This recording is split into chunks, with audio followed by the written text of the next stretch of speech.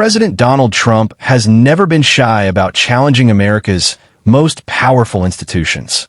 And now, in August 2025, he's directing his sights on one of the most important and least understood institutions in Washington, the Federal Reserve.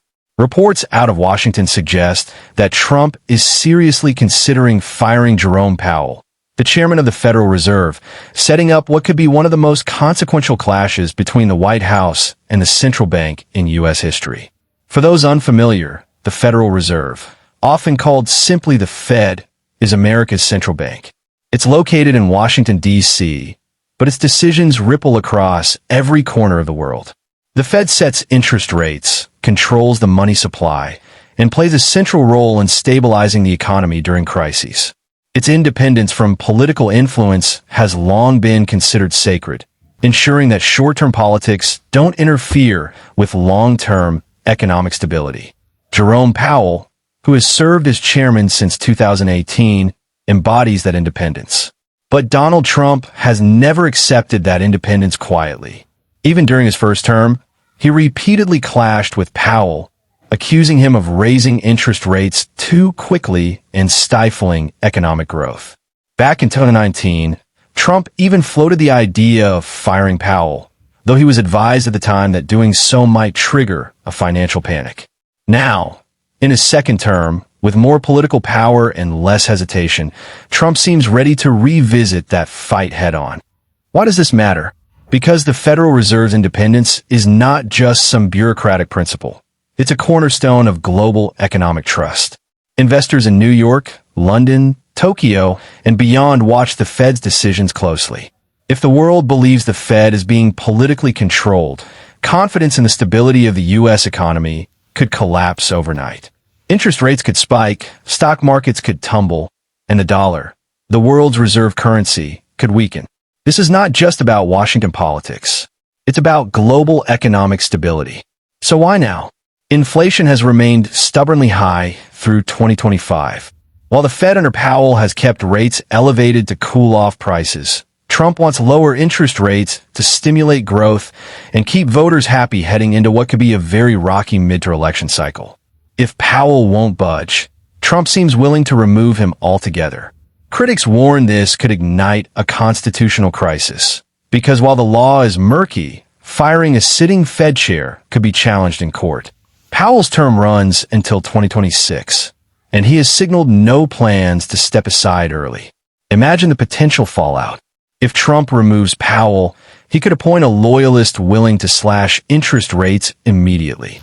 That might create a short-term boom, cheaper mortgages, easier loans, a stronger stock market rally. But the long-term risks could be devastating. Runaway inflation, collapsing investor trust, and a perception that the U.S. central bank is no different from those in unstable economies where leaders print money to stay in power. And here's something important. This is not just about economics. It's about the balance of power in American democracy. Since its creation in 1913, the Federal Reserve has been deliberately shielded from direct presidential control. No president has ever outright fired a Fed chair. If Trump goes through with it, he won't just be making history, he'll be rewriting the rules. This raises a question for all of us. Should an elected president have the power to overrule the unelected technocrats at the Federal Reserve? Or should the Fed remain independent, even if its policies hurt average Americans in the short term? Drop your thoughts in the comments below, because this debate is going to define not just Trump's presidency, but the future of America's economy.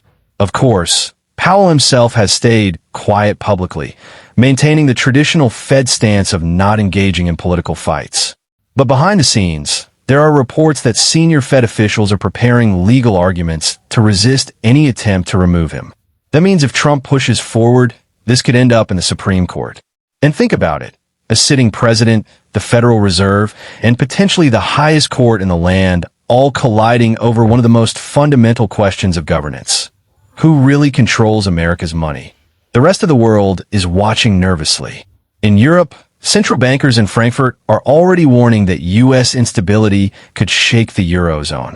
In Asia, governments that hold trillions of dollars in U.S. debt are recalculating their risks. And in Wall Street boardrooms, there's a growing sense that we're entering uncharted waters. At the heart of all this is one man, Jerome Powell, a 72-year-old lawyer by training, not an economist, who has weathered crises from the pandemic crash to today's inflation battles. He is steady, cautious, and not known for dramatic gestures. But his quiet resistance to Trump could turn him into a central figure of American history. The Fed chair who stood up to a president determined to bend the economy to his will. So what happens next? That's the trillion-dollar question. If Trump backs down, markets may sigh in relief, but the pressure on Powell will remain. If Trump pushes forward, America could enter a new kind of crisis, one where political power and financial stability collide head-on. Either way, August 2025 may mark the beginning of a turning point in the relationship between presidents and the Federal Reserve. And now I'll turn it to you. Do you think Trump should have the authority to remove Powell if he believes the Fed is acting against the will of the people?